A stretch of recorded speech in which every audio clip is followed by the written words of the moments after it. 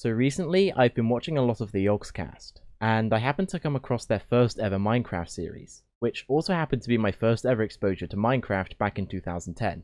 And as I was about halfway through episode 1, I realised that I've never actually played Alpha myself, so I stopped it right there and decided to play it, taking you along for the ride.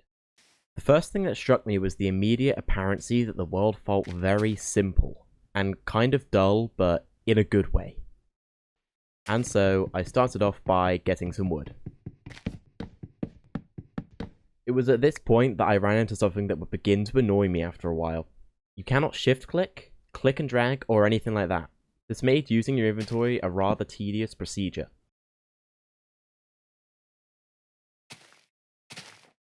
Just listen to the old sound that mining stone used to make.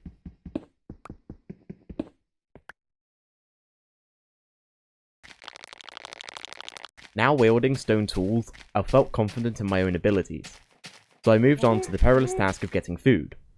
I knew that only pigs drop meat, but me being me, I slaughtered anything that crossed my path anyway. The old AI is also on point, by the way.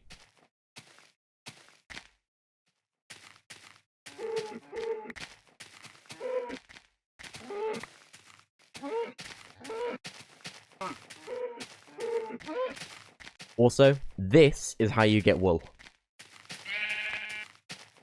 As of now, I had finally spotted myself some lunch.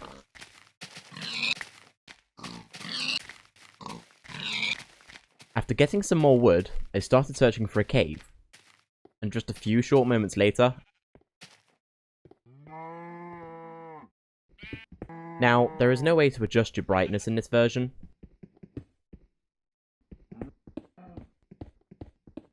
Due to the fact that it was so dark, combined with the fact that I was playing on hard difficulty, I decided to hedge my bets and leave with the iron I'd already collected. This here is a good example of just how limited the generation algorithm actually used to be. We're honestly quite spoiled today, to be fair. Oh, and there are roses. I personally prefer these to the current poppies, but what about you?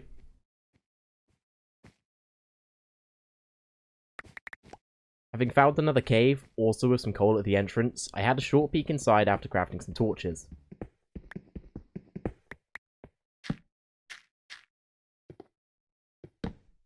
It was, however, quite disappointing. But there was more coal.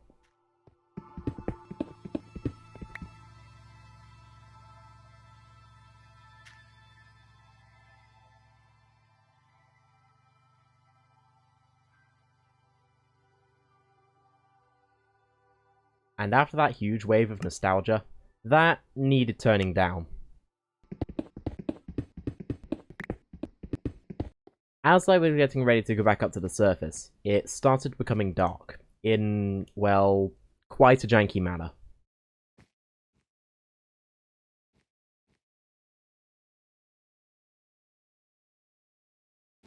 I then decided to make a temporary base inside the cave, and spend some time smelting my iron and cooking my food. Now that I had time to think about things, I decided to set myself the goal of simply finding diamonds, as there isn't actually much more to do after that in this version of the game.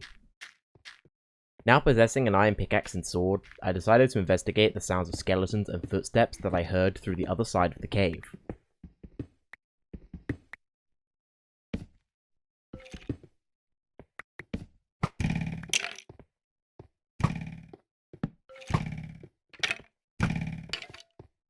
This made me incredibly uncomfortable, as I could actually barely see, just like you can't either, and dying would put a huge dampener to my progress due to the lack of beds being in this version.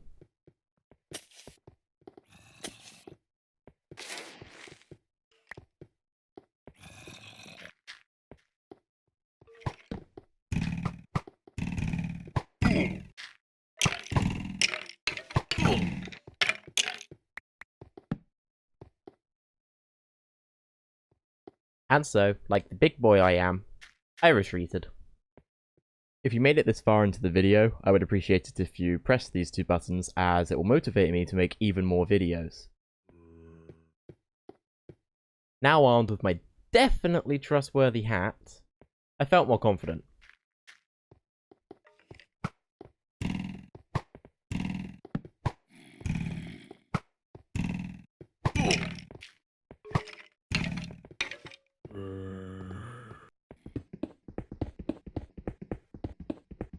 The AI for mobs is still impeccable, by the way.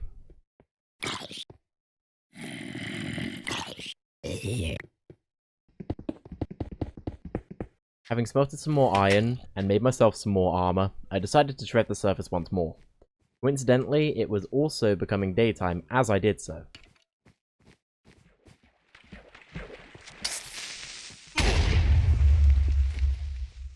Yeah, this turned out to have almost been quite a big mistake on my part.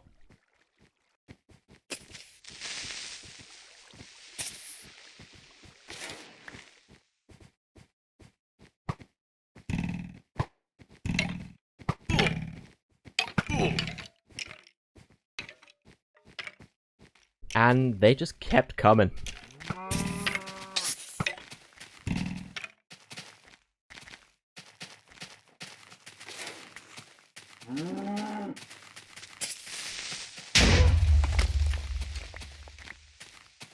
I also found another cave system, which did yield me a lot more iron than I expected, but nothing entertaining actually happened, so I've gone ahead and spared you from watching that.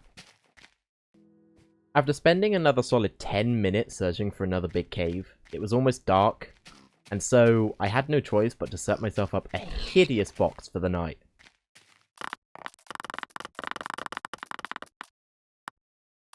I then, of course, cooked up some meat and smelted some iron. After accepting that caves weren't the way to go about finding diamonds, I dug down and started to strip mine.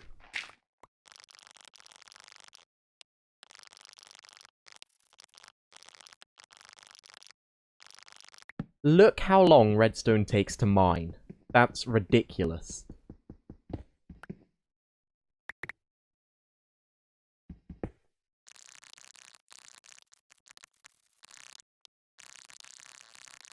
And it's here that I found a very important cave. This was the cave that held my prize. Not one, not two, but 3 diamonds.